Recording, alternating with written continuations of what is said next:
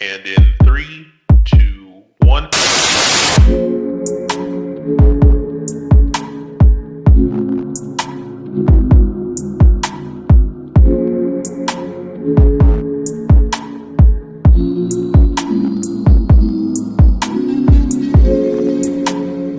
You are now listening to the Lapsed Graps podcast.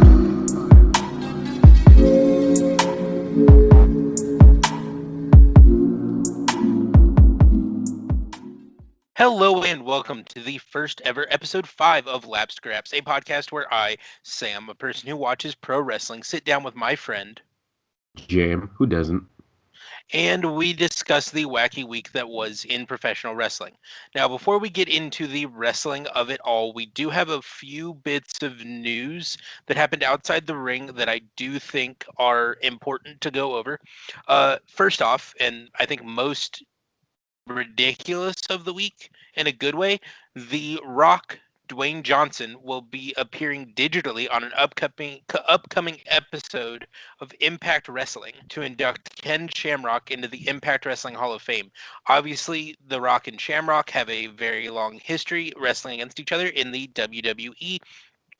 It's just surprising to me that this is the way he's going to be making his first debut with a wrestling company not owned and operated by Vince McMahon, is by basically sending in a selfie video talking about how much fun he had wrestling Shamrock, and that'll be it.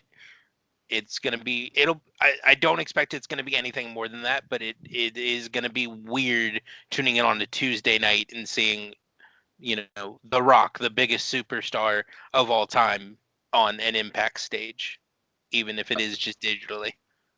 I did see something about that on the timeline, and it's going to be weird to see him, especially with this being like his first, maybe even only Impact appearance. But I just think it's super cool. It's like it's one of those things that, in theory, The Rock doesn't have to do this because he's biggest wrestler ever, biggest actor in the world, highest paid actor in the world.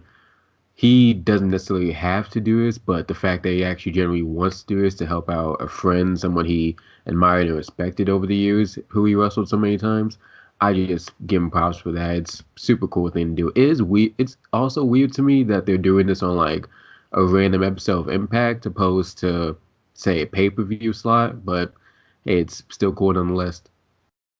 No, absolutely. It is very cool. It's one of those things where it's like you always, or at least I did when I was young, I would, kind of fantasy book in my head what would happen if like The Rock and Stone Cold ended up, somewhere different, or if The Rock had come over with everyone in like 2003, 2004 when Impact started up and was just one of those kind of guys. So it's interesting to see these worlds that you never really expected to collide kind of intermingle, even though they are all under that umbrella of professional wrestling. So continuing on with the news, we had James Storm, who is currently one half of the NWA Tag Team Champions with Eli Drake, giving an interview to Ryan Satin on Ryan Satin's podcast.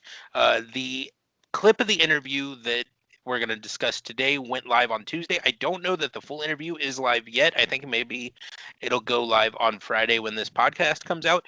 But in the clip that went around Twitter in a blaze, he talks about how he was initially set to debut with the WWE after WrestleMania 36. He had been told that the plan for him was to come to Monday Night Raw under Paul Heyman and to reunite with Bobby Roode as Beer Money again to kind of reinvigorate their tag team division. Obviously, that didn't happen. When the pandemic went down, he said that he was notified by their talent relations office that the plan had been kind of put on hold.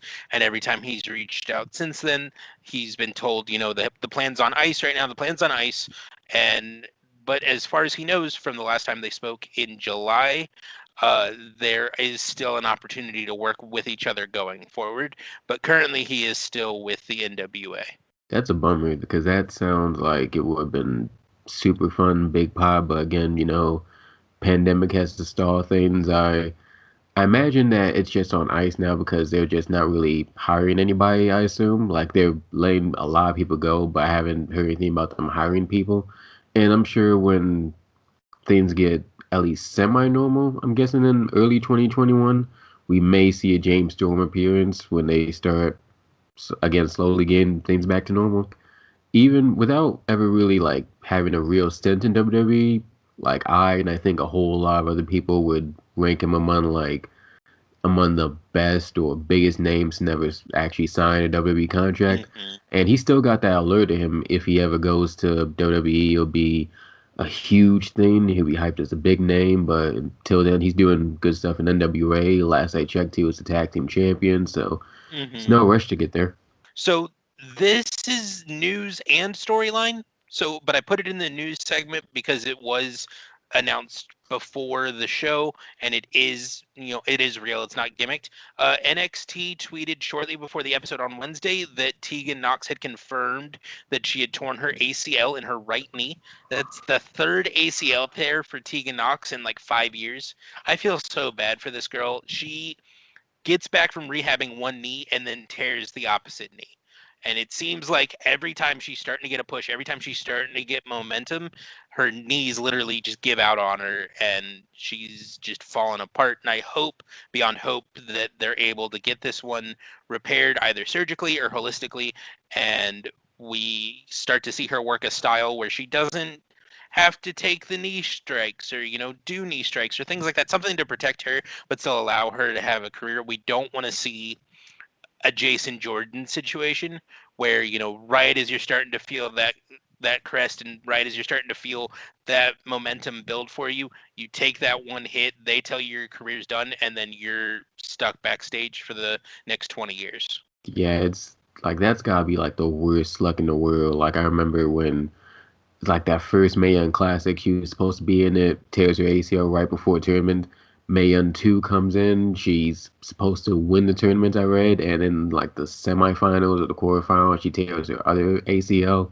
So this is just like a big cut there, because like in the last year since she's been back, she was doing amazing things in Tower Picture, Tag Team Tower Picture.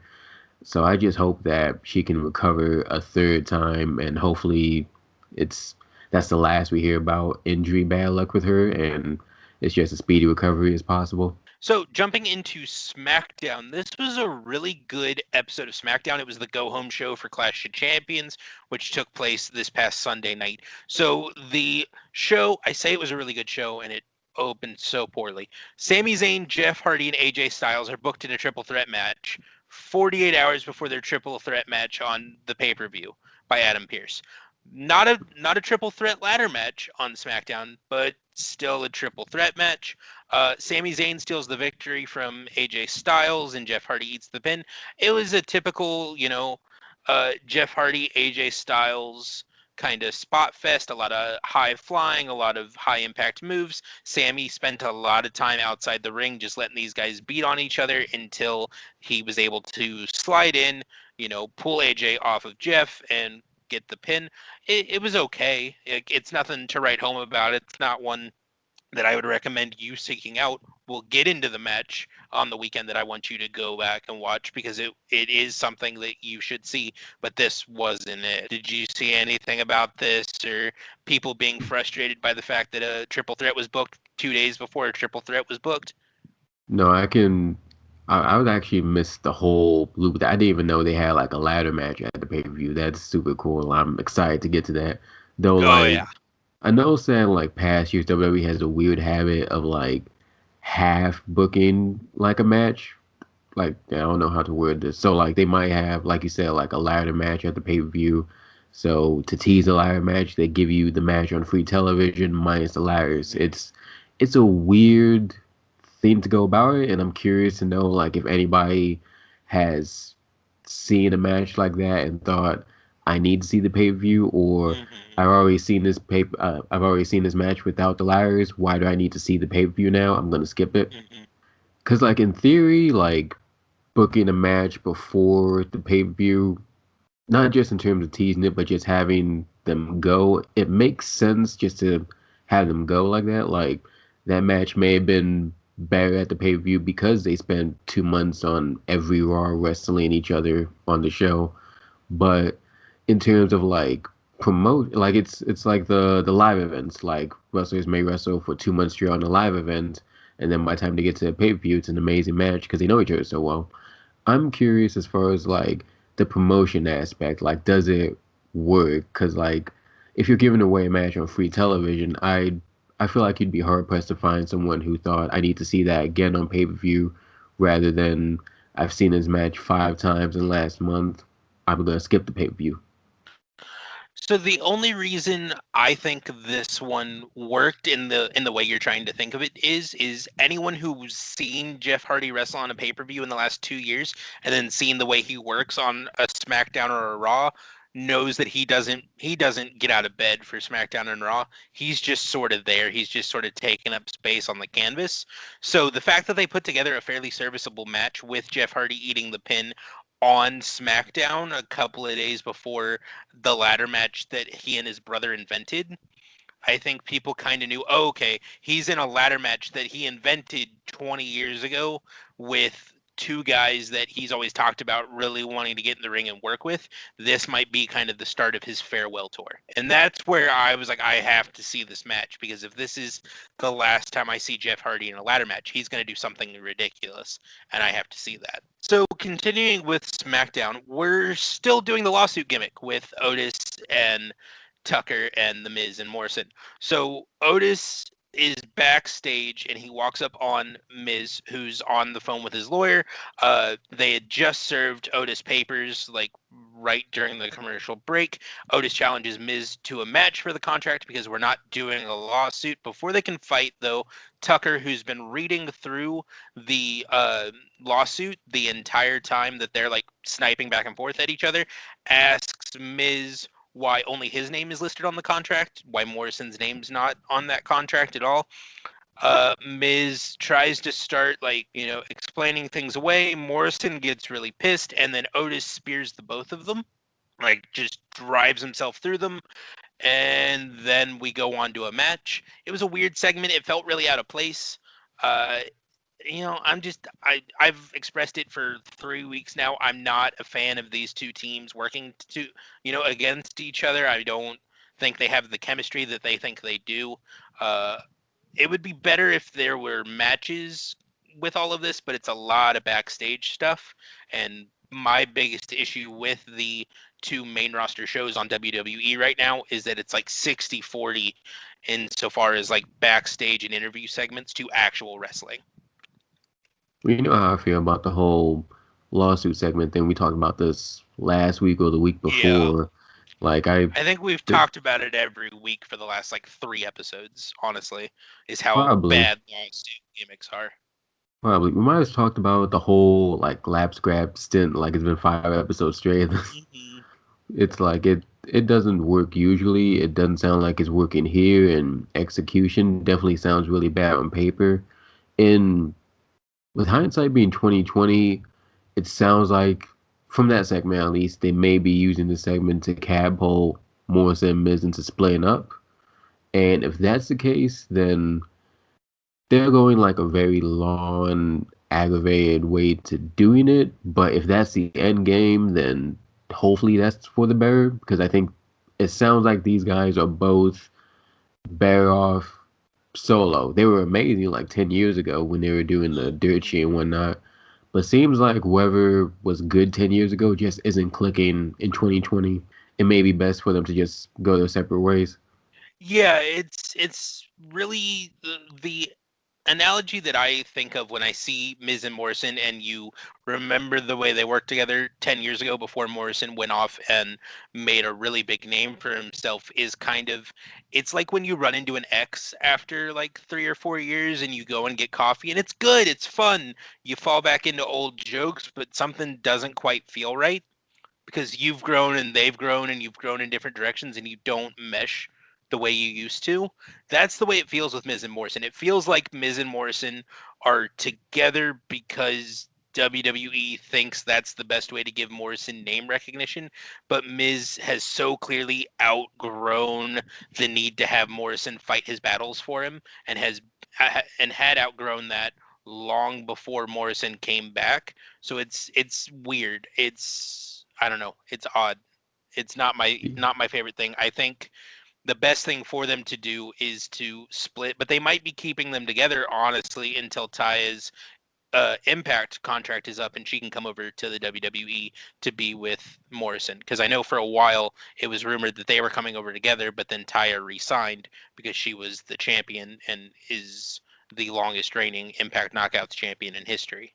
That would make sense, and it would be really good to see her over there just because they both got good chemistry. But even if she doesn't, or if there's still like a long road to get that, I feel like WWE doesn't have to play the Lon Wayne game with trying to give Morrison that name recognition for like new fans. Because I feel like with the internet, you don't really have to worry about reintroducing people and new fans because he's got that recognizable name already, even though that name's been changed like 8 different times from Yeah. Hennigan to Mundo to Impact. People know who he is, I think, like with just a quick Google search. So, like, if they just want to bank on that, all you just gotta do is let him do his flippy stuff, and people are gonna love it. Yeah, no, I agree. Hopefully they get out of their own way and let him kind of sink or swim on his own merit, but it's WWE, and I think we both know that that's not going to happen. Unfortunately. Yeah. So speaking of long drawn out breakups, Lucha House Party is still teasing theirs. So Grand Metalik is in a one-on-one match against Shinsuke. There's a bit of a distraction moment where Lindsay and Kalisto are both trying to give him information at the same time. Shinsuke capitalizes on that. Kinshasa and pins him. Lindsay Dorado, the one that has been the most at odds with the group so far, is still out on the apron, keeping his distance, trying to make sure that he's not going to get struck. When he gets into the ring after Shinsuke leaves and starts to check on Grand Metalik, uh, Lindsay ends, or not Lindsay, Kalisto shoves him. So it's a lot of weird stuff. I don't know. It's interesting. I wish if they were gonna break them up, they would do it already. It feels like they're trying to make the Lucha House Party feel like a bigger deal than they are. So I don't know what the point is. And the more I talk about it, the more I'm like, maybe this wasn't a good episode of SmackDown.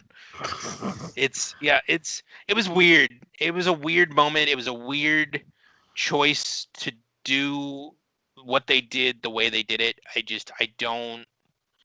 don't know where they're going with this like breakup gimmick, because it's not like Lindsay Dorado is going to turn around and immediately start challenging for US or intercontinental titles. Like, he's still going to be Lindsay Dorado. He's still going to be that lucha guy. Like, as much as he might want to be, and WWE might want him to be another Rey Mysterio, you can't be Rey without an Eddie.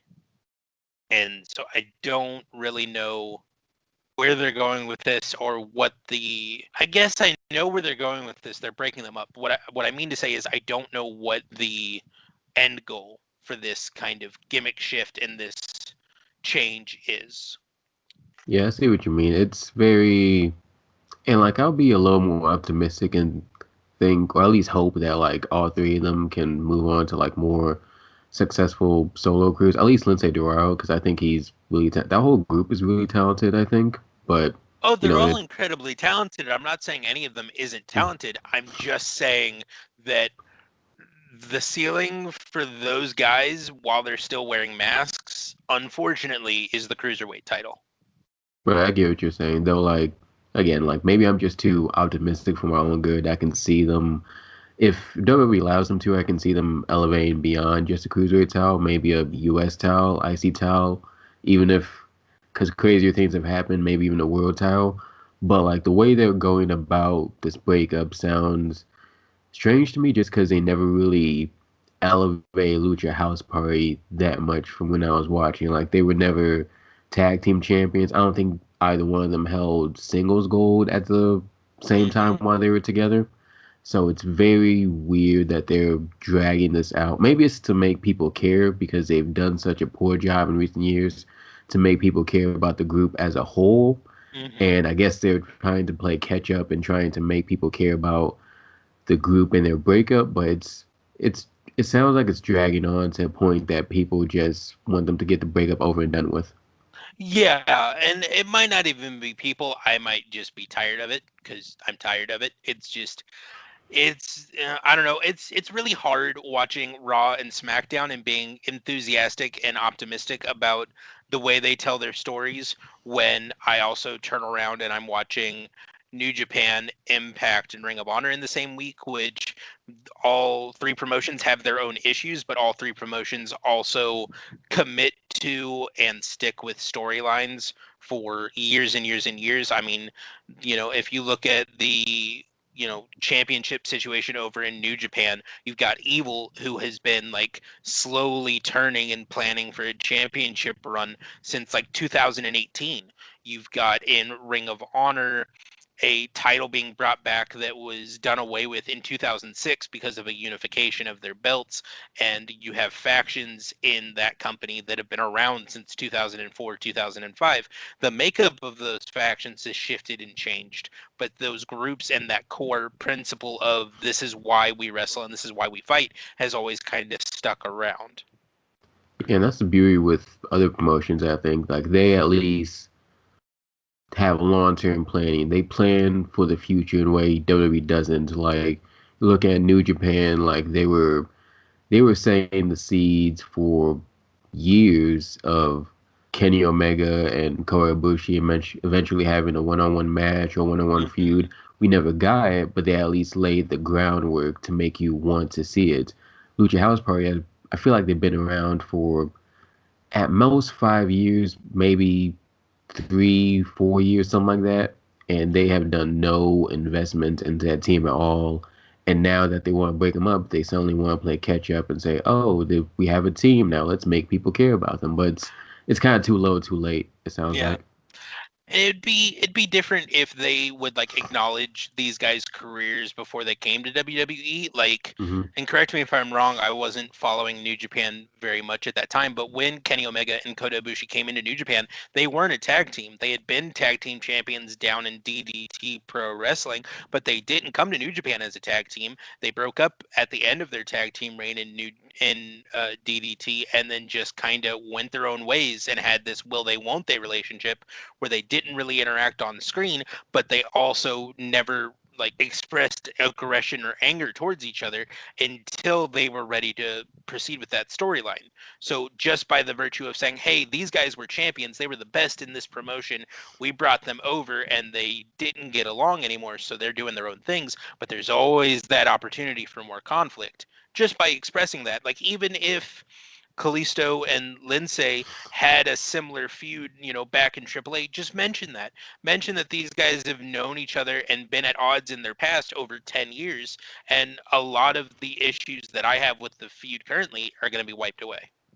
Absolutely. And like I think that even if they did want to go the extent of acknowledging their past stuff, there's at least some groundwork to acknowledge them as compares in WWE. Like Grand League, he was in the finals of the Cruiserweight Classic tournament. Hmm. Kalisto, 2 or 3 time United States champion, not won, but successfully defended title at WrestleMania a few years ago.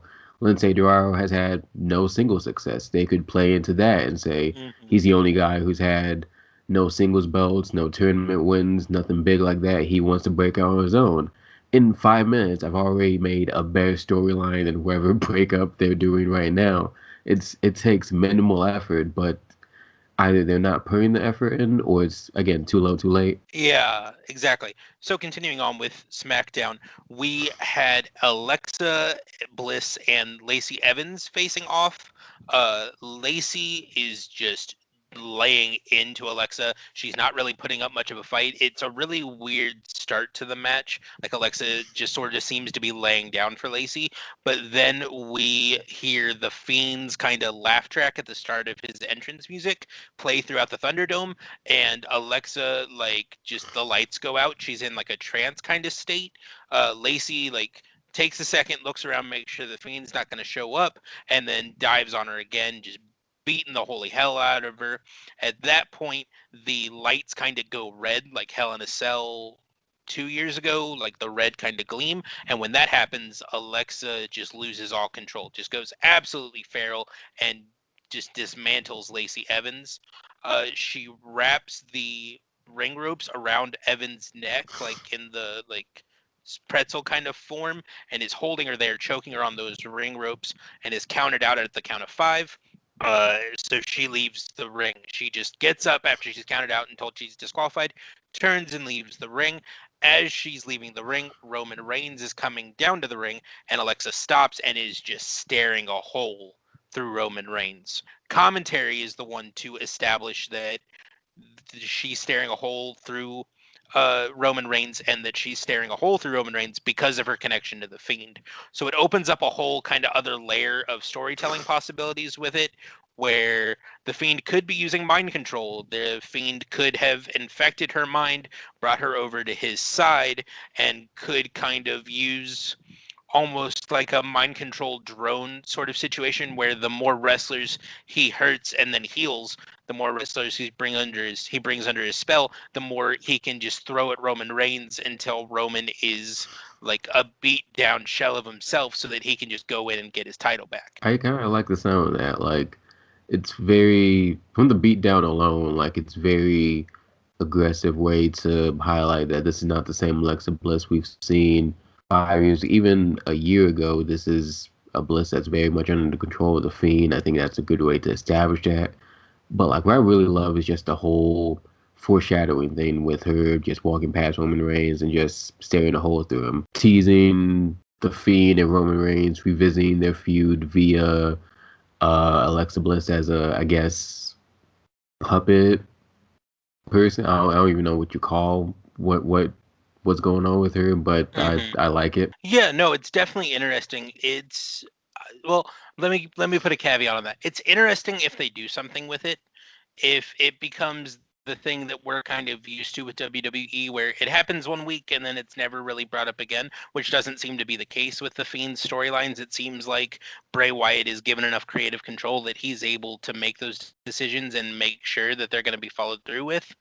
And I sincerely hope that this is the case. I don't want it to be, 6 weeks of Alexa beating down people when the Fiend's music hits, and then, staring down individuals in that kind of situation that are like enemies of the Fiend, and then nothing ever happens with her, or we never get any conclusive like end to her storyline as a member of like the Fiend's kind of, I don't even know what you would say, because it's not really an organization or a cult, because it's just him and Alexa. But I guess his whole little thing that he's got going on right there. You know what I mean? Yeah, his Firefly Funhouse children's programming cast. Yes, absolutely. And that is another thing that'll be interesting, is if Alexa shows up on the Firefly Funhouse as a character or as herself, talking to the kids and everything like that. And I think that's where the story is leading to, is her, making that transition and coming in to the alternate reality and being in the Funhouse, but we're not quite there yet. But I am excited to see how we manage to get there. So Clash of Champions was Sunday, and it was a really, really good show. We go into the first match of the main card, which is the triple threat ladder match for the IC title. And they started the card off with the match of the night. Nothing else that really happened lived up to how insane this match is. This match is ridiculous in the best way. The place is covered with ladders. You see Jeff Hardy swanton bomb himself off of a 20-foot ladder and go through a different ladder. At one point, Sami Zayn has a bunch of like handcuffs that he's handcuffing people together, and he handcuffs Jeff Hardy to his own ear. So Jeff Hardy has the spacers in his ears. He puts the handcuff through Jeff Hardy's ear and handcuffs him to his own ear. He's handcuffed to AJ Styles at one point, and it was an insane match. It was really, really cool. I really need Jeff Hardy to stop doing the ear spots. There's not much that makes me queasy, but watching Jeff Hardy's earlobes get tugged on like that, it hurts my stomach in the worst way. Yeah, if it's anything like the screwdriver spot he did with Randy Orton a couple years ago, that just sounds really painful. It wasn't as outwardly violent as the screwdriver spot, because when I say they put the handcuff through his ear and he's like handcuffed to his ear, like he's literally just handcuffed to his ear. It's like, it's weird, it's uncomfortable, but it's not like twisting the screwdriver in his earlobe and trying to rip it. So it wasn't as outwardly violent as that. It was just awkward and uncomfortable, and it made me wish that like someone like Mick Foley was still backstage and could still kind of walk these guys through how to do a death match properly, because even though Sami Zayn spent time on the independents and spent time in PWG and things like that, he was never a death match guy, you know. So it's just there's these aspects of like these kind of hardcore style matches where it's like, okay, we're gonna do something crazy that it just storyline wise doesn't make sense. And I think if they had someone like a Mick Foley that was backstage still, who has this history and this like longevity through deathmatch wrestling, that could explain the psychology of what they're trying to do and why these spots make sense, it would have meshed a lot better. Other than that, like minor critique though, easily the match of the night. It was so good. So good. Oh, Sami Zayn also won the Intercontinental title on that match. I realized I said it was match of the night without telling you who won. Sami Zayn won. So they broke their little tradition of booking the match before the match, having someone win and then having them lose immediately. Sami Zayn wins. He doesn't really like weasel out of it to win. Obviously, he's got the handcuffs, and that was kind of, well, it wasn't even kind of, that was cheating, but he really looked like his old kind of self. He looked like Ring of Honor and PWG's Sami Zayn, even if only for 20 minutes on Sunday night. It was really good to see him kind of come out with a chip on his shoulder and something to prove and say, I can wrestle with the best of them. I am one of the best in the world, and you're going to know that by the end of the night. Okay, that's cool. And I'm glad that he gets to basically pick up where he left off because what was that, Mania or the week after Mania, he vacated the belt and hasn't been seen for so many So months. he didn't vacate the belt. The belt was never vacated by him. He chose when offered to go into court to like not appear on the shows and not do the whole bubble system when the pandemic kind of started. And then WWE was like, well, we need an IC champion. So they just made Jeff Hardy the champion and had Jeff and AJ kind of back and forth with it. But Sammy has a legitimate claim because it wasn't ever a situation of I can't or I won't come and defend the title. It's like it was, I believe he had a family member that he lives with that is like immunocompromised, so he physically could not put them at risk by going to defend his title. So he had a legitimate claim to why he was still the IC champion, and now he is again still the IC champion. Okay, I didn't hear that about his family member. In that case, I give all the respect in the world to him for making that decision. Not an easy decision to make, I can imagine.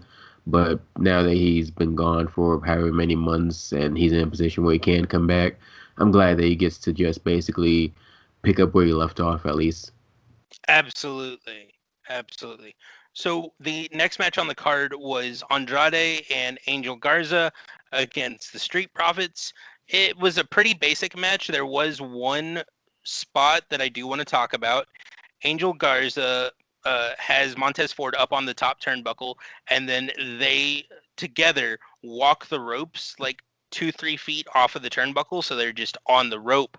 And uh, Garza delivers an incredible Spanish fly, like off the rope, springboard Spanish fly, but from the rope. It was insane. It's really hard to explain properly. I think I can imagine it. Yeah. The only issue with that spot is that it seems like he was very visibly hurt. So it kind of fell on Andrade to carry the rest of the match. Andrade is like tagged in after the injury and rolled up almost immediately. He very clearly kicks out at 2 during that match. Like he's up off the mat at the 2 count with Montez, but the 3 count is administered anyway. So the ref counts the 3 even after the kick out, and the Street Profits retain. It seems like there was a bit of a language barrier there between the team of Garza and Andrade and the referee, with, Garza telling the ref, I'm injured, we need to go home. The ref telling Montez and Andrade to go home, and then Andrade just not getting that message because it was such a blatant kick out at 2. And it may just be that they're building a storyline of them saying, you never actually beat us once Garza is healthy again. It's hard to say for sure because there is that recent history with WWE's officials just dropping the ball and screwing up.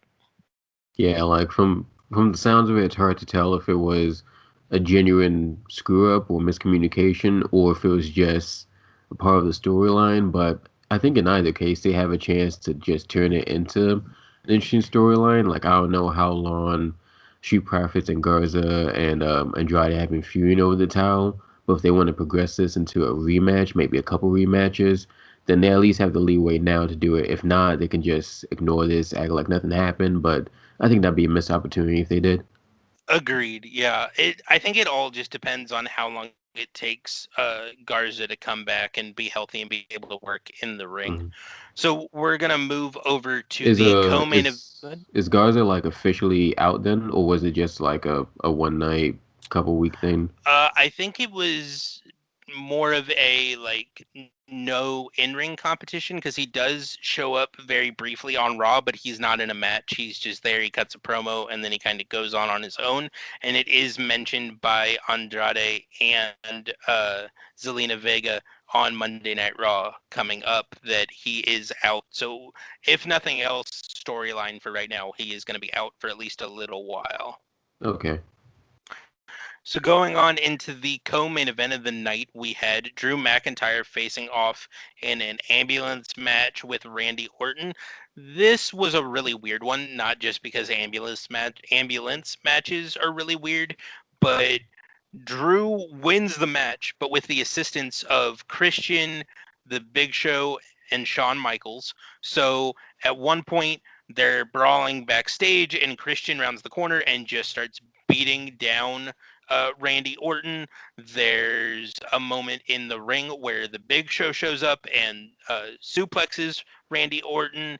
And then there's a moment when they're back by the ambulance where Shawn Michaels' Sweet Chin music's Randy Orton, all so that McIntyre can get him in the ambulance. When McIntyre shuts the ambulance doors, we get like a pan up to the front of the ambulance to see it drive away, and it's Ric Flair driving the ambulance. It was super weird. It was not a babyface win at all because he, at least it seemed like he employed all of these legends to come in and like beat on him for him so that he could for sure win.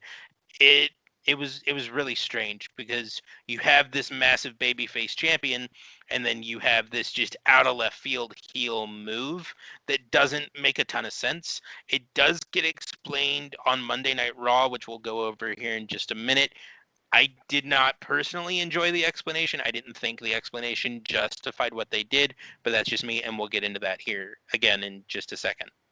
Okay, so I've got a lot of questions, but as you were talking, I think I might have answered my own questions a little bit. Mm-hmm. At least with the explanation, at least. Like, at first, when you're listing off all these names saying Christian help, Shawn Michaels help, I was really confused.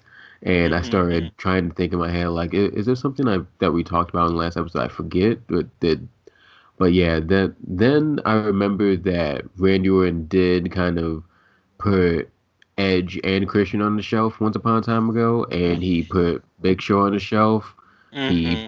put Ric Flair on the shelf. I don't know what his beef with Shawn Michaels is, though they did have a feud in like '07, '08. Maybe that's what that's about. I don't know if they've done anything It's recent. not. So when he beat down Ric Flair the last time Rick was on Raw, and just like punted him in the face, the next week Shawn Michaels comes out to talk to him and say, this isn't who you are, it's who you were. Like you can change, you can be better, you can be this champion, this well-respected guy without being this evil monster, this viper. And then Randy Orton punts Shawn Michaels in the face and lays him out. So all of the guys that helped McIntyre with the win are legends that have been victimized by Orton in the last like 3 months.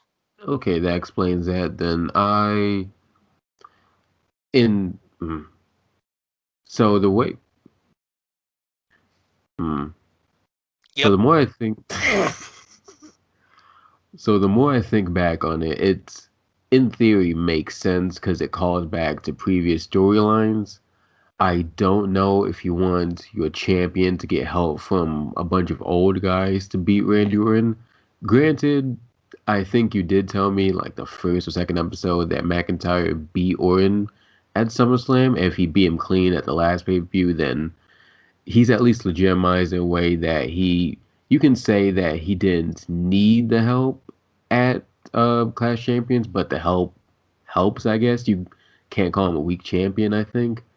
But it's not how I would have done it. I'll put it that way. Like when you lay it out on paper, it kind of makes sense, but just because it makes sense doesn't mean it's good, you know? Yeah, no, absolutely, and I completely agree. So, continuing on into the main event of Clash of Champions, we had Roman Reigns facing off against Jey Uso for the Universal title. This match is everything that WWE storytelling should be all the time. Roman is easily and clearly control the entire match. He's talking insane shit through the entire time, and because it's an empty arena and it's you could hear a pin drop, you're getting to hear all of the shit talking. So instead of hearing people call matches, you're just hearing Roman, talk about how, I don't do this for my ego. I don't do this because I like the money. I do this to feed my family. I do this to feed your family. Who's going to feed your family if I don't have the strap? You're not a draw. All this insane, like real deep cut shit. And it was so cool. Uh, he just beat him down. Like Roman Reigns just made Jay his bitch. Honestly, at the end of the day, Roman Reigns made Jay his bitch on this one. Jay has a bunch of really good baby face moments, where he is, laid out on the mat and Roman's kind of playing with him, not pinning him, just taking his time with him, and Jay gets back up, continues getting back up, continues getting back in Roman's face.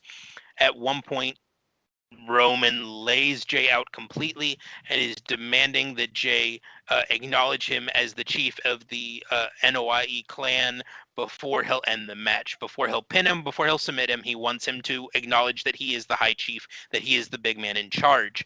Jay's refusing, and at that point, Roman just like drops on the mat with him and just huge forearms and elbows just right across the face and the jaw, just destroying the guy's face.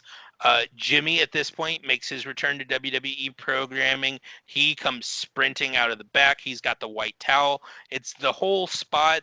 The spot would mean a lot more if we hadn't seen it done very similarly less than a year ago over in AEW, where, MJF's got the white towel and he throws it in to save, his best friend and his buddy. And it is a little different in execution, but it's a similar spot. Jimmy throws in the towel. Jay has essentially quit the match, said that he's done, and then jumps over Jay to protect him. As he's leaning over Jay to keep him and Roman separated, he agrees and says that Roman is the tribal chief, and just to please leave them both alone. So he kneels, he genuflects, he admits that Roman is the tribal chief and that they are subservient, they are, his minions, his underlings, and to just leave him alone, stop hitting him, stop beating on him. And that's how the pay-per-view ends, is with Jimmy over Jay's body, trying to protect him, telling Roman that he is in charge, he is the chief.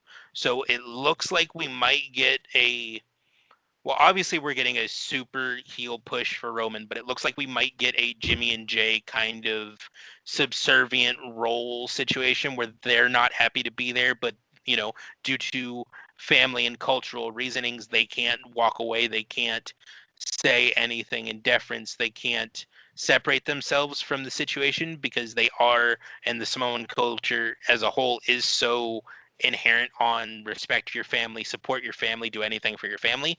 So by acknowledging Roman as the chief, I think there's gonna be some sort of acknowledgement that they do what he says now. What do you think? Two things I took away from all that. Well, technically three. One, that sounds like a really amazing match. Like Hmm. that's one of those matches I actually need to go back and watch. Which I keep saying now on the podcast, I still have not watched a wrestling match in like 6, 8 months, something like that. I need to get back on it because Hmm. it's been too long. But that's I'm putting that at the top of my list. That's something I need to watch. Two, I love this character they're doing with Roman Reigns. This basically this shit talker who knows he's good and he's gonna rub it in his face, and the fact he's doing it to Jay just really accentuates that. Like it's it just sounds really good on paper. And I do like that they're doing this whole family thing with him. Like the I need to Hmm. feed my family. It sounds like it reminds me of what they're doing with Kevin Owens when he was a heel, when he was the NXT champion. He says, I'm attacking my best friend Sami Zayn because I need a shot at that belt. That belt means more money for my family. He was he had like a similar mantra when he was Universal Champion. That's very good, but I'd imagine that it hits different with Roman Reigns because he's this big hulking juggernaut. It's not just a father who would do anything for his children and his wife. You've got a father who literally has the tools. He's jacked enough to actually kill anybody in his sight, including his family.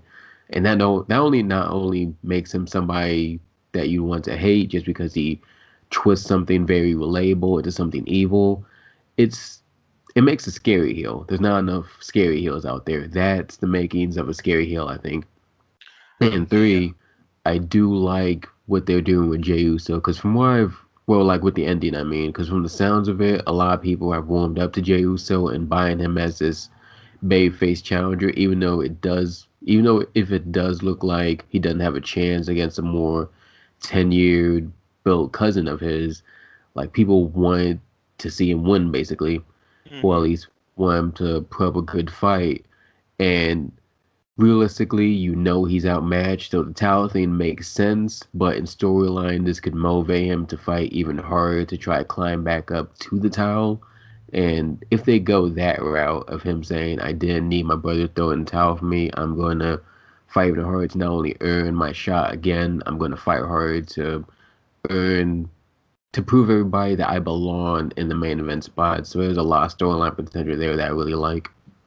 Yeah, no, definitely. And I think what's really interesting to me about this storyline and the way they're going about it is anyone who's followed wrestling for any amount of time, casually, seriously, whatever, when you say the name Anawai, they know someone that they love in wrestling that's a part of that family, even if they don't know that they're a part of that family.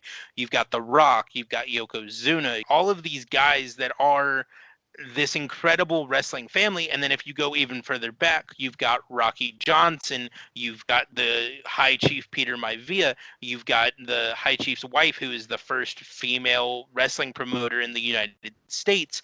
And it's really interesting to me that they're able to draw on this millennia's worth of wrestling history to make this story interesting and intriguing and dynamic. What is curious to me a little bit, and I don't know if they'll end up doing anything with it, is that there is a member of the Enowai family that is not at all involved in this storyline right now. She is not active on any of the brands currently, but The Rock's daughter is currently signed to NXT under developmental deal.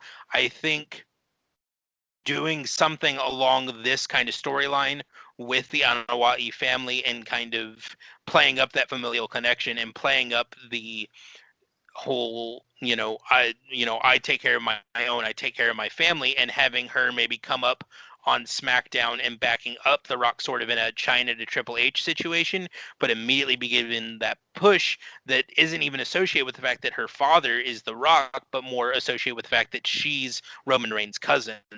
I think it would be a really interesting way to kind of diverge the expected nepotism that everyone's kind of just waiting to see where it's going to come from and do something a little bit different with it. One last thing that came from Clash of Champions throughout the night, they're teasing a big announcement. It is announced near the end of the night that a new draft is coming on October 9th and 12th. So that's this coming week. We're going to have superstars from Raw, SmackDown, NXT, and NXT UK all eligible to go to any of the brands. Anybody that like sticks in your mind that you want to see in a new situation with the draft.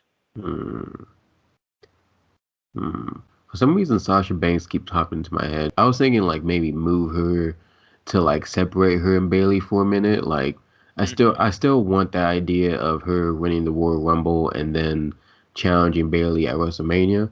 But if you have Sasha Banks switch brands, then you at least give them space. Like maybe this kayfabe injury already gives them space, so it may not be necessary. But for whatever reason, she comes back sooner than expected. Then moving her to Raw NXT at least gives her something to do rather than sit at home for 5, 6 months to the Rumble, or just gives her like interesting storylines to do of trying to crawl back to SmackDown, find her way back to SmackDown to get that title, get that revenge on Bailey again.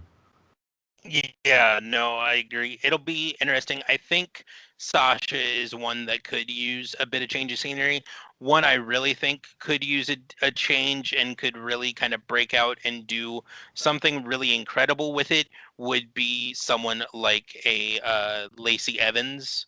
Kind of get her out of the situation on SmackDown where she is a bit of an afterthought. She's someone who comes in and is a good set of hands and is able to, put on good matches to progress other people's storylines. I think giving her a spot on Raw where the women's division is a little bit thinner because it is a lot of like bigger, older names like Natalia, you've got Lana, and you've got Mickey James over on that brand. I think having someone in who is just an all-around worker and can put on really good, solid matches continuously is going to be a thing that they really need over on that brand. And that's assuming people like Shotzi and Io and Candice all end up staying in NXT, which I am not convinced is going to happen either. Do you think it'd be too soon for anyone from NXT to get the call up? I think Candice is going to get the call up. I don't think they're going to give her the title. I think they're going to have her lose to Io Shirai at TakeOver on Sunday, which, spoilers, there's a TakeOver on Sunday, and Did, Candice is in the title match with that. didn't we just wait? Wasn't the pay-per-view like this past Sunday, like a few days? Yes. So there was a Clash of Champions on Sunday. I get why they're doing the takeover like the week after Clash of Champions, because this is kind of their way of seeing if NXT can kind of operate on its own in its own time spot. With TakeOver 30, they put it on a Saturday night and it did big numbers apparently, so they're trying to see if they can put it on a Sunday and do we've got a WWE pay-per-view every month and an NXT pay-per-view every month and just kind of block off those Sundays. I think that'll work really well. I don't know why WWE still feels so insistent on going head to head with the NFL. It doesn't make sense to me. You're blocking off a pretty big set of your audience by saying we're going to run during the prime time game of the week, and if you're into that, cool. If you're not, we'll catch you on the replay. I don't get it, but apparently they do good enough money that it doesn't really matter to them. Yeah, that part's weird in itself, and I guess that is a good experiment run by NXT. It's just that it sounds like they've done so many pay-per-views just the last month. Like, wasn't it just in the last month they just did SummerSlam, Payback, another takeover? Like, SummerSlam, Payback, TakeOver 30, and Clash of Champions have all been within like 45 days. yo, it sounds like it's exhausting to be a wrestling fan now. Oh my god. Yeah, because remember, this is only week 5 of the podcast, and we've covered SummerSlam, Payback, TakeOver 30. We're gonna end up covering TakeOver 31, and we've covered now Clash of Champions. So it's been a lot. It looks like it's going to be a really good card, but we're not quite at NXT yet, so we'll get there in just a second. So over to Monday Night Raw. One thing. Yeah, go right ahead. I feel like there's more pay-per-views in our episode of Laps Graps already. Like, this is the 5th episode, and I feel like we've talked about like 7 pay-per-views already. Mm-hmm. Yeah, no, absolutely. That irony is not lost on me. Oh, I'm ready for a nap. I'm so ready for a nap.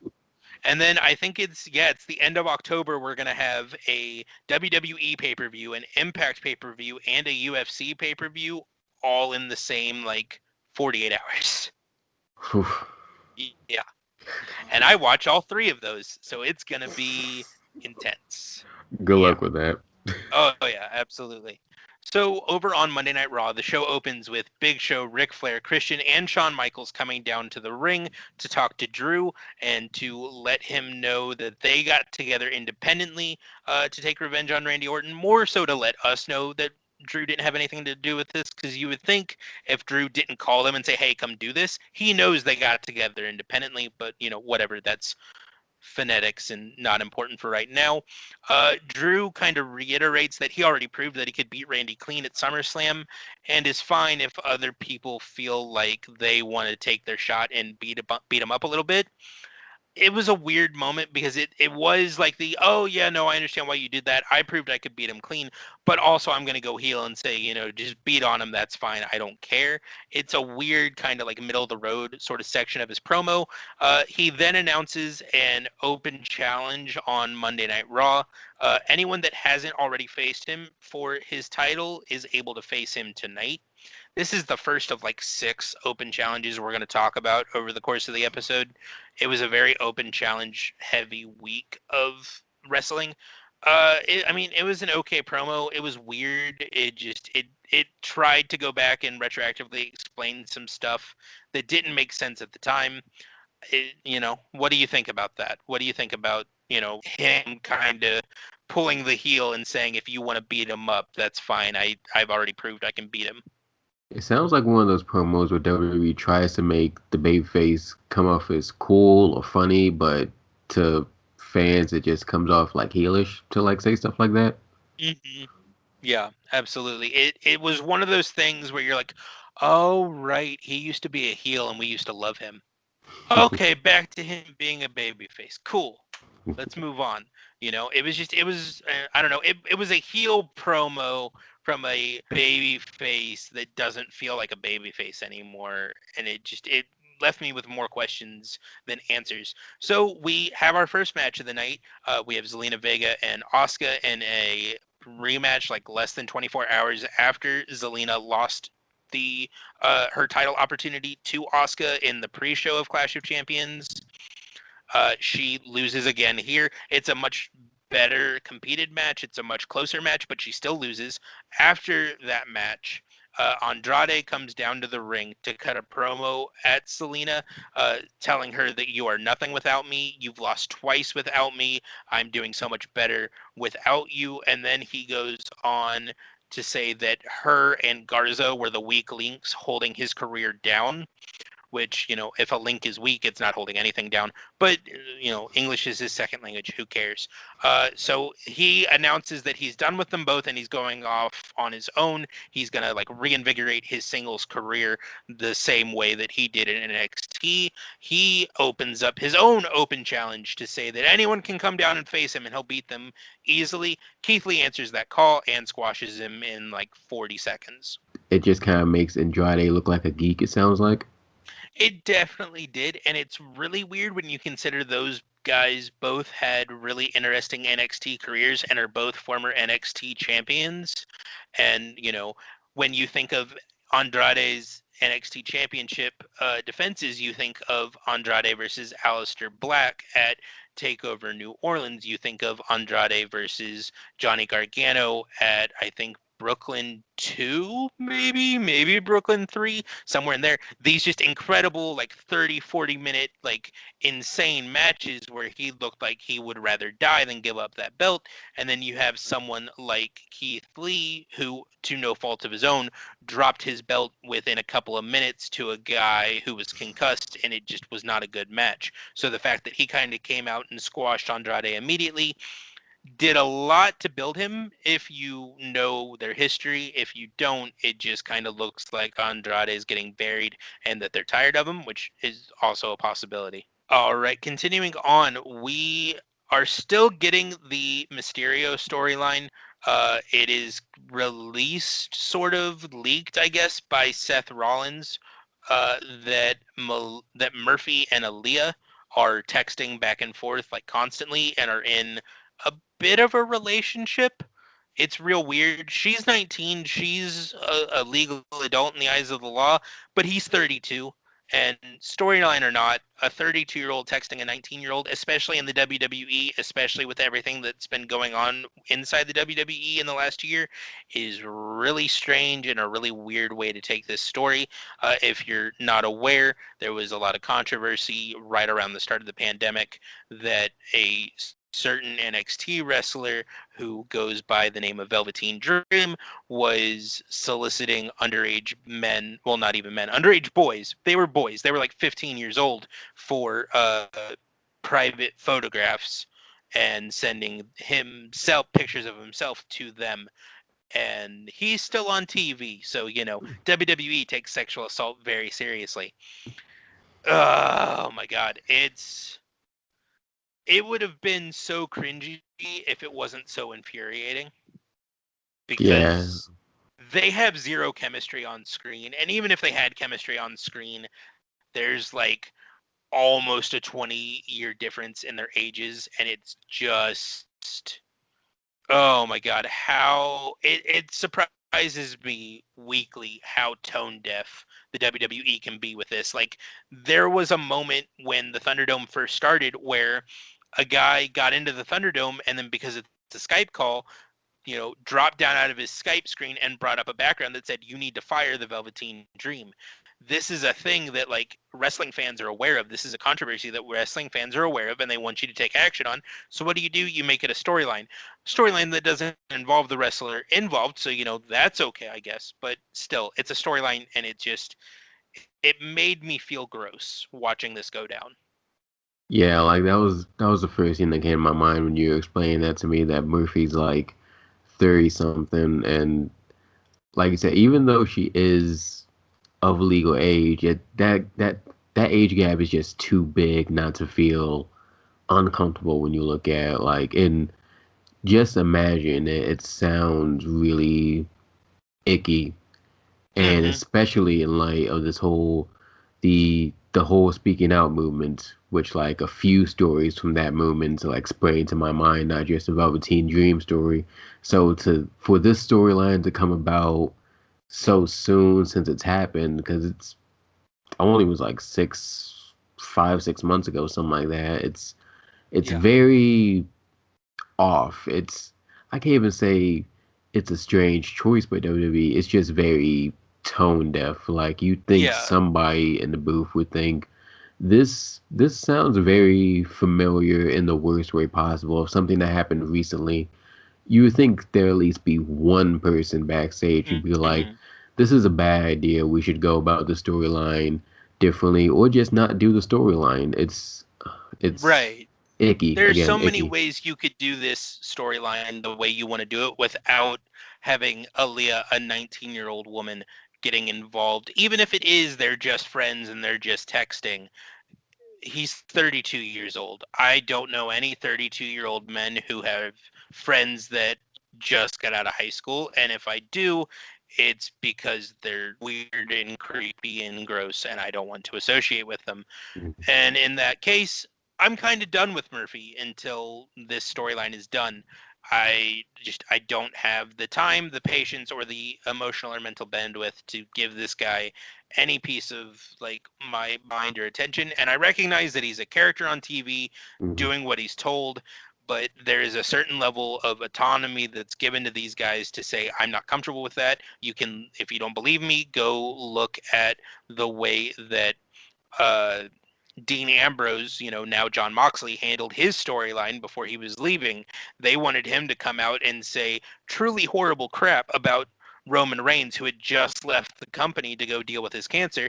And he told them no. He told them that he would take the loss in wages and walk away right there. And they backed down because at the end of the day, these guys are the ones making the company money. And if they have an issue with the storyline, all they have to do is speak up for themselves. So the fact that he seems okay with it, and more so to the point, the fact that Ray and Ray's wife seem okay with this being perpetuated on national television really, really makes me sad. Either he's afraid to speak up or he's perfectly okay with the storyline. Either way, it's very bad. It's not a good look, I think. No, absolutely not. So moving on, Aleister Black comes out to the ring. His new music is hot garbage. It's so bad. Oh my They god. It changed his is. Yeah. they changed that. Oh, Yeah, that was they got really rid of his good. they got rid of his CFOS theme, and it's now a new theme produced by the new group or the new guy. I don't know if it's one guy or if it's a group of people, but it's a new theme produced by them. It's much more of a like black metal, death metal, screamo kind of a thing, which is dope. It's just it's not done well. Like when you think of good like black metal themes, you immediately, at least in my head, you immediately jump to Triple H with Motorhead. This is not that. This is just it sounds like the guy who produced this track ripped something off of a GarageBand website and said, I'll make it work. It's bad. There's a spot where he's like screaming into the mic and people are trying to play it backwards to see if there's a hidden message. I just think he's screaming into the mic, but that's just me.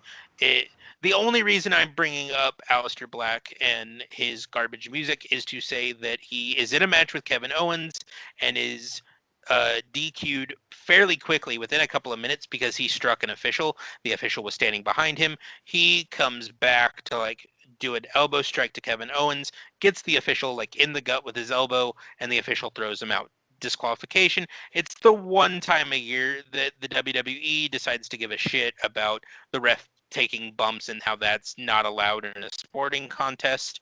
I mean, we've got people like Earl Hebner who at times in the WWE were taking bumps through tables and matches weren't called off. But this guy got touched in the gut and the match is done. And the only reason I'm bringing that up is because the very next match on the card, oh my God, the very next match on the card has a spot where an official is struck so hard she hits the mat. She hits the mat and the match is not called off. The match is not disqualified. No one is thrown out. The match continues and gets a definitive end. So someone gets touched in the gut, match is over, you've been disqualified. She hit the mat What and the happened with her? match is still on. That is a great question that I don't have a super specific answer on. I believe there was a Spanish fly that she just was in like in front of and she just hit the mat. Uh Either way, the what happened to her isn't the point. The point is they established a precedent and then immediately went against it. It wasn't even like 3 minutes after that match got DQ'd that this lady hit the mat, like full on, like back bump, hit the mat, and the match kept going.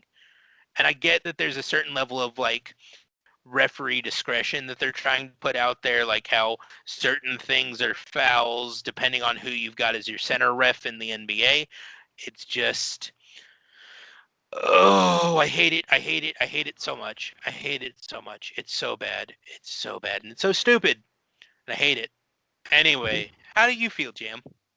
Um, Not as angry because I didn't see it, but I can see how that could be frustrating. What was the second match where they just threw all the ref rules out the window?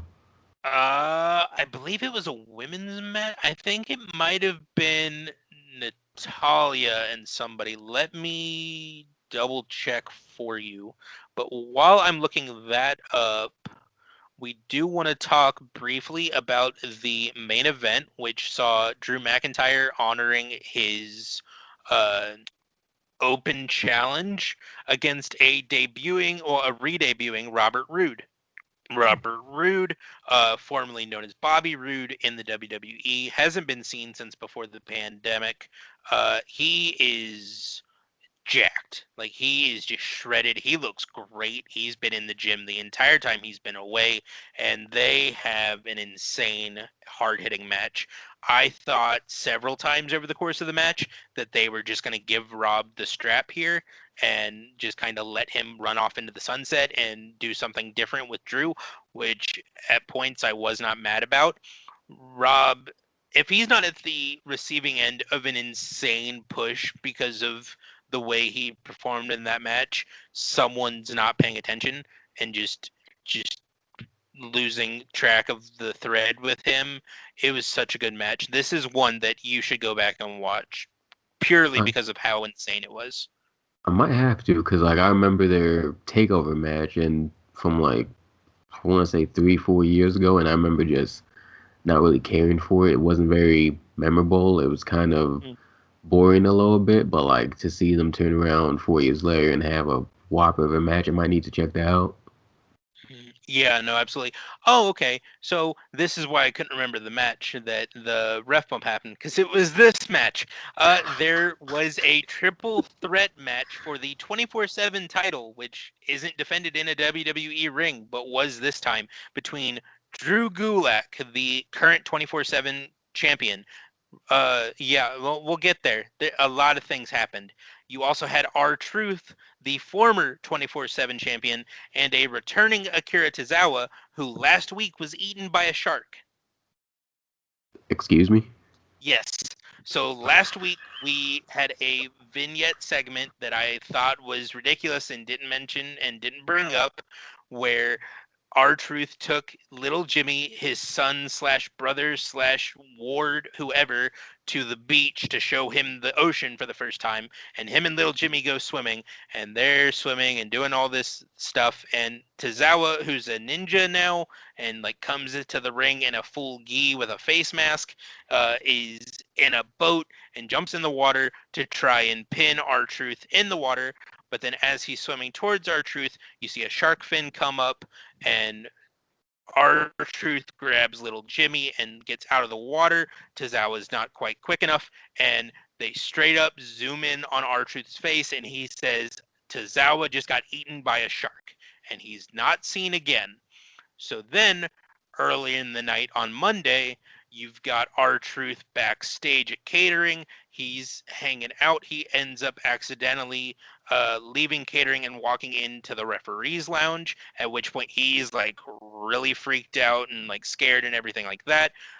Drew Gulak, who's doing lunges, warming up for a match that ends up being this match that night, sees him, rolls him up, pins him, new 24/7 champion. Then Tozawa makes his return, uh, goes to pin goes to pin Drew Gulak, pins him, new 24/7 champion. It is then decided that they will solve this in the ring in a triple threat where R-Truth becomes the first ever 41-time 24/7 champion. This is the match that had the ref bump 2 minutes after the ref bump that ended a match that didn't end a match. See, now this is me giving the benefit of the doubt again because I'm way too optimistic for my own good. I'll give that a pass just because 24/7 matches I thought are supposed to be like no DQ hardcore matches, like the hardcore towel, so maybe it just didn't count. It's not that they're hardcore or no DQ, it's that they're not done in the ring. The 24/7 title was defended Oh yeah, on a that's plane to yeah. Abu Dhabi, so there's no way to DQ you if you're on a plane to Abu Dhabi. So I guess by virtue they were no DQ, but the match is in the ring. The match has an official timekeeper. The match had the bell rung. Like, there's a referee in the ring waiting for someone to get pinned in a triple threat match. You would think there should be some sort of consistency, and maybe I'm ridiculous for wanting consistency in my wrestling. In fact, I am ridiculous for wanting consistency in my wrestling. It was just, you could have put that match anywhere on that card and not had it directly after someone got DQ'd for striking a referee. I get what you mean, and like for it to be like in the ring, like I guess there's the assumption that it's a regular match, like no deep. I mean, hardcore 24/7 48.99 championship matches shouldn't be regular matches, but hey, it's whatever WWE wants, I guess. Yeah, that tends to be the problem with a lot of things these days. Is it's whatever WWE wants. Yeah, that's the shark thing being the living proof. I'm still not over the shark thing, by the way. So like he just showed up, like came back. He didn't say the shark disposed of him, so to speak, from the So backside. no, so the way it goes is at Clash of Champions, you had the title change hands from R-Truth to um Drew Gulak back to R-Truth over the course of the night.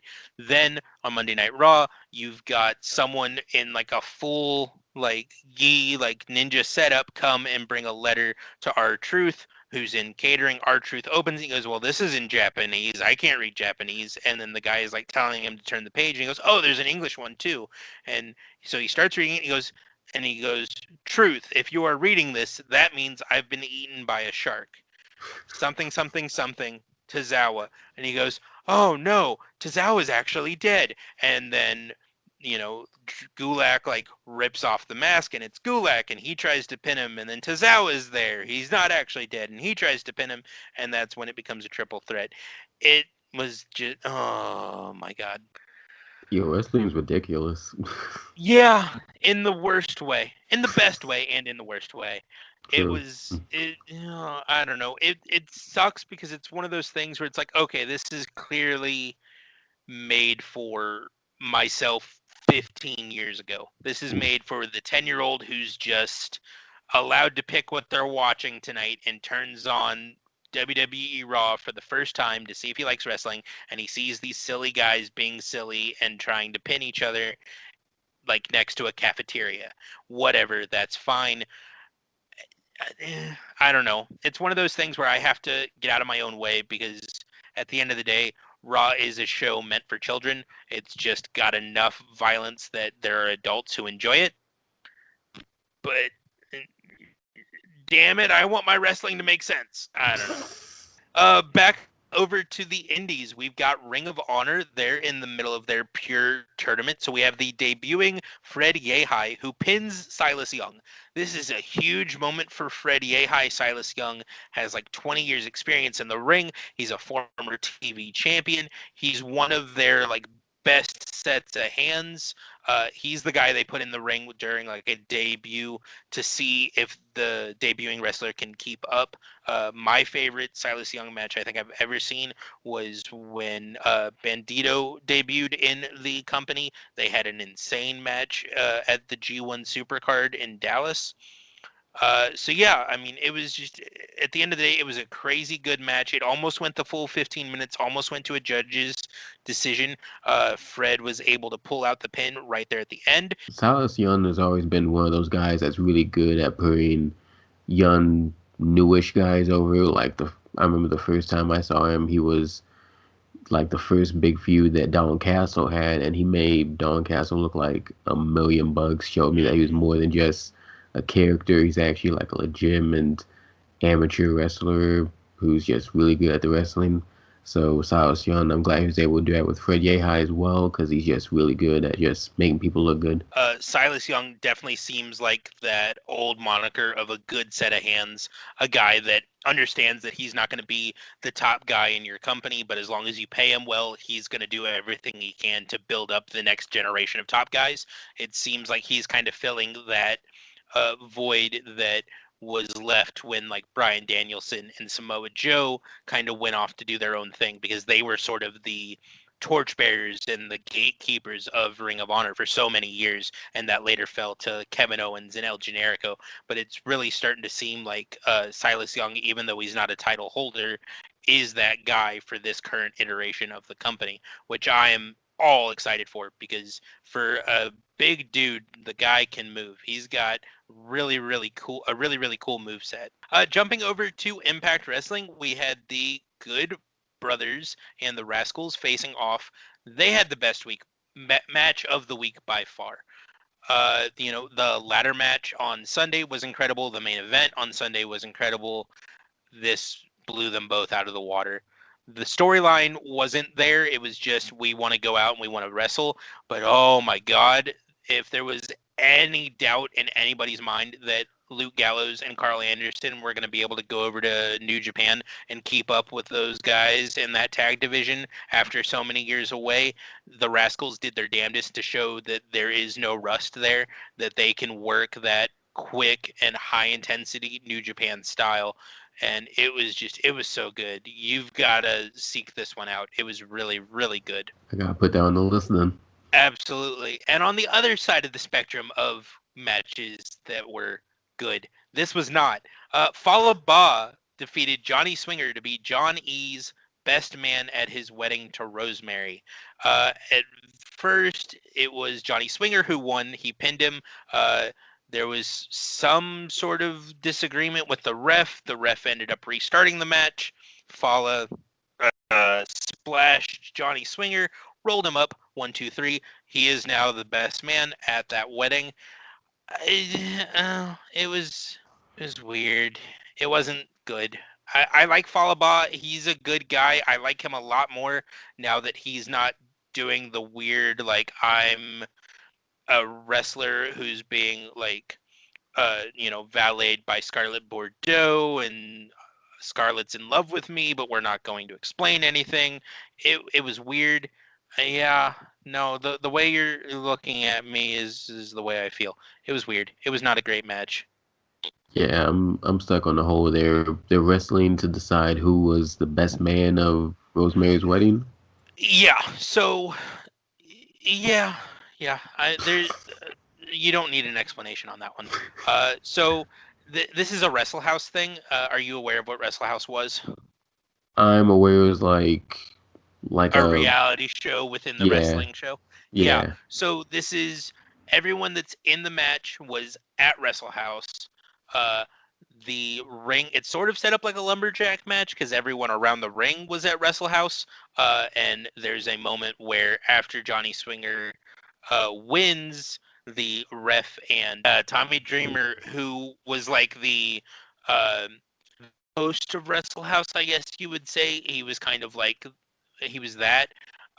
He's talking to the ref, and they decide that it wasn't a clean finish. So then the match gets restarted, and Falaba wins.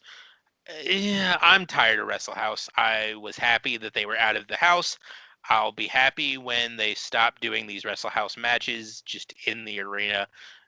It was an interesting experiment. I don't think it worked. Aren't they also doing like a best man thing in AEW too with Rusev? Yes, that's yeah. Miro's entire gimmick is that he is the best man in the world and also the best man for a wedding. When you watch Impact and then you watch like main roster WWE, you see things from Impact show up on the main roster of WWE like 6 months later. Like Sami Callihan was doing the hacker gimmick like a year ago, and then it showed up on WWE and then disappeared again.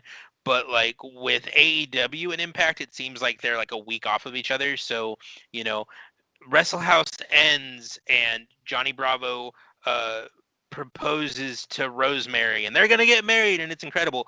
And then Miro debuts, and he's gonna be the best man at the wedding, and it's gonna be incredible. And it's just it's weird. It's like blatant stealing, which is fine, I guess, if you're only watching one of the shows. It feels like a lot of retreaded ground when you're watching everything the way I am, and that might just be because I'm insane and watching everything. But, as long as I am, you might as well do something new, right? So, jumping over to Japan, the G1 Climax is still going on. There are currently 5 wrestlers in Block A through 8 events that are tied for first place. That's Jay White, Taichi, Will Ospreay, Kota Ibushi, and Minoru Suzuki. They all have 6 points. Toru Yano's perfect run in Block B came to an end last night with a loss to Juice Robinson. So, right now, you've got kind of Block A, which is the workers block. You've got, some of the biggest names in the company, just duking it out over there. And then Block B is a lot more of like the let's see how often you just don't tune into Block B and see who we can sneak into the final and just do something weird with.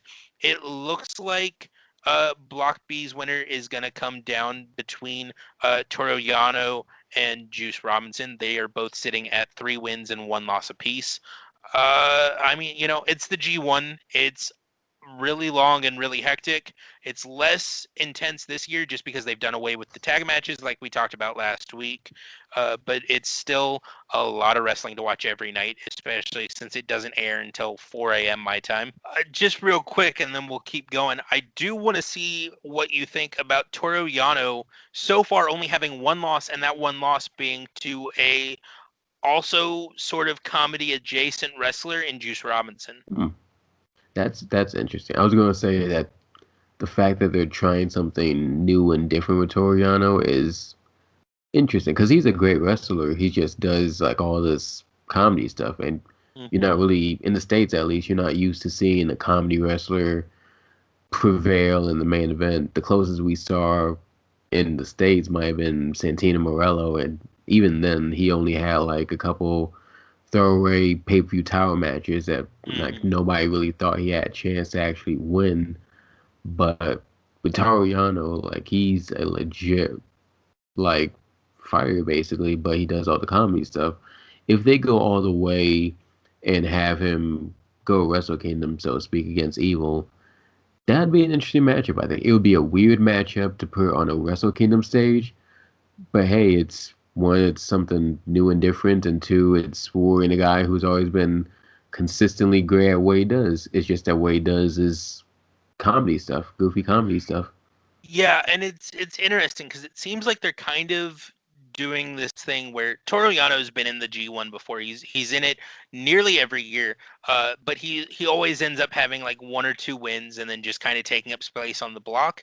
But it seems like they're starting to do a little bit of a switch with him where he's realizing he's winning these matches. He realizes he's near the top of the block for the B block, and at least for now, it seems like he's starting to take himself more seriously and starting to like focus in on winning and continuing his momentum. So I think it would be really, really interesting to see him make it all the way to that final and come up against someone like Jay White or Will Ospreay or even Kota Ibushi, who the seriousness with which they wrestle is their entire thing.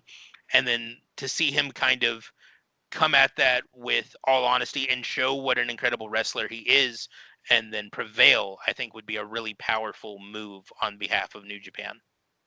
Yeah, it's kind of like what they're doing with Juice Robinson a little bit, though. Like you said, it seems like he's still doing the comedy stuff from what it sounds Hmm. like. But when he first came in, he was very much a complete comedy wrestler. But as the years progressed, he kind of slid more into like serious stuff. The more he started picking up legitimate wins, and I could see him maybe doing that with Toriano. Though I'd be more interested if they had him keep the comedy character opposed to be the whole I'm in the main event now. I'm going to be Hmm. serious now. Just have him keep doing his goofy stuff and see if people gravitate towards it.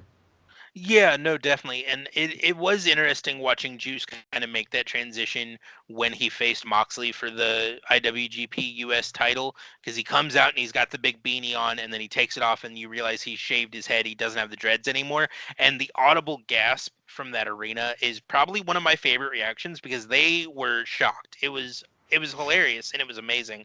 And it really goes to show how much the fans in Japan care about these guys on a personal level that they reacted to him cutting his hair in that way. And yeah, I'm really excited to see where the G1 goes this year. It seems like with all of the restrictions and changes, they're really just having fun with it and trying some weird and new stuff with the booking, and I am all for that. So we are going to jump over to my indie watch list. If you don't know, I watch a lot of wrestling. Go figure. I also watch a lot of indie wrestling. The indie wrestling I want to recommend that you watch this week is PWG's Battle of LA 2019. Now, I know what you're thinking. It's 2020 and there's a pandemic. Why aren't we watching new stuff from PWG? It's because PWG doesn't release new stuff online. They do DVDs and they do DVD sales. So if you wanted to watch the PWG Battle of Los Angeles 2019 in 2019, you were paying $30 per DVD per night, which is crazy. But they make money, so they're gonna keep doing it.